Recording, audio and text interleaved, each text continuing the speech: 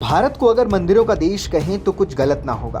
पग पग पर मंदिर और कण कण में देवताओं का वास, यही तो है भारत। यहाँ हर मंदिर का अपना एक अलग इतिहास है, अपनी अलग एक कहानी है। ऐसा ही एक मंदिर है त्र्यंबकेश्वर मंदिर, जो नासिक से 28 किलोमीटर दूर त्र्यंबक नाम के शहर में बना है। भगवान शिव को समर्पित ये मंदिर 12 ज्योतिर्लिंगों में से एक है, जहाँ के दर्शन मोक्षदायी माने गए हैं। बेहद पवित्र मानी जाने वाली गोदावरी नदी के उद्गम स्थल के पास मौजूद ये मंदिर लोगों की आस्था का केंद्र माना जाता है, जहां देश के कोने कोने से लोग पहुंचते हैं। इस मंदिर में लोग काल सर्प दोष के निवारण के लिए विधिवत पूजा करते हैं। मंदिर के अंदर 3 छोटे छोटे शिवलिंग हैं, जो त्रिदेव यानी कि ब्रह्मा विष्णु महेश का प्रतीक माने जाते हैं। इस शिवलिंग के चारों तरफ एक रत्न से जड़ा हुआ मुकुट त्रिदेव के मुखौटे से रूप में स्थित है। परंपरा के अनुसार भक्त इस मुकुट के दर्शन सिर्फ सोमवार को कर सकते हैं। त्र्यंबकेश्वर मंदिर के पास 3 ब्रह्मगिरी, नीलगिरी और गंगा द्वार पर्वत मौजूद हैं। ब्रह्मगिरी को शिव स्वरूप माना जाता है। नीलगिरी पर्वत पर नीलांबिका देवी और दत्तात्रेय गुरु का मंदिर है। वहीं गंगा द्वार पर्वत पर देवी गोदावरी या कहीं गंगा का मंदिर है। पौराणिक कथा के अनुसार प्राचीन काल में ब्रह्मगिरी पर्वत पर देवी अहिल्या के पति ऋषि गौतम तपस्या करते थे। गौतम ऋषि से यहाँ मौजूद बाकी लोग ईर्ष्या करते थे। एक बार सभी ऋषियों ने छल से गौतम ऋषि पर गौहत्या का आरोप लगा दिया। अन्य ऋषियों ने कहा कि इस हत्या के पाप का प्रायश्चित करना है तो देवी गंगा को यहाँ लेकर आना होगा।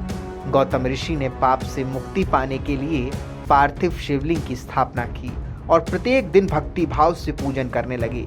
देवी पार्वती और भगवान शंकर ऋषि की सच्ची श्रद्धा देखकर बहुत प्रसन्न हुए और उन्हें साक्षात दर्शन दिए। भगवान शिव ने गौतम ऋषि से वरदान मांगने को कहा।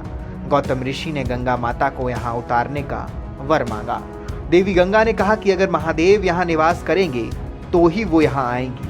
गंगा जी की इच्छा को स्वीकार करते हुए महादेव ने त्र्यंबकेश्वर ज्योतिर्लिंग के रूप में यहाँ पर विराजमान हो गई। गंगा नदी गौतमी के रूप में या कहें गोदावरी के रूप में यहाँ बहने लगी। इस्लामिक आक्रांताओं ने भारत के अंदर कई शहरों में हिंदू देवी देवताओं के तीर्थ स्थलों को ध्वस्त करवा दिया था। उनमें एक नासिक का त्र्यंबकेश्वर मंदिर भी था। इतिहासकार जादूनाथ सरकार ने अपनी पुस्तक हिस्ट्री ऑफ औरंगजेब में इसका जिक्र किया है। उन्होंने लिखा है कि सन 1690 में मुगल शासक औरंगजेब की सेना ने नासिक के त्र्यंबकेश्वर मंदिर के अंदर शिवलिंग को उजाड़ दिया था। मंदिर को भी काफी क्षति पहुंचाई थी और इसके ऊपर मस्जिद का गुम्बद भी बना दिया गया था। यहाँ तक कि औरंगजेब ने नासिक का नया नाम भी बदल दिया था, लेकिन मराठों का फिर से नासिक पर आधिपत्य हो गया। तब इस मंदिर का पुनर्निर्माण कराया गया।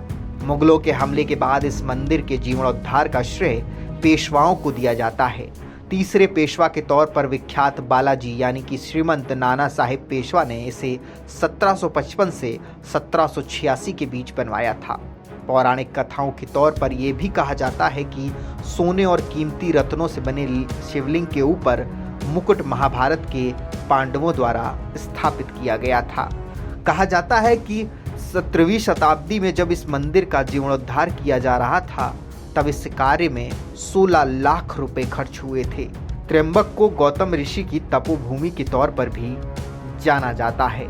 काले पत्थरों पर नक्काशी और अपनी भव्यता के लिए त्र्यंबकेश्वर मंदिर दुनिया भर में प्रसिद्ध है। पूरा मंदिर काले पत्थरों से बना हुआ है। चौकोर मंडप और बड़े दरवाजे मंदिर की शान का प्रतीक होते हैं।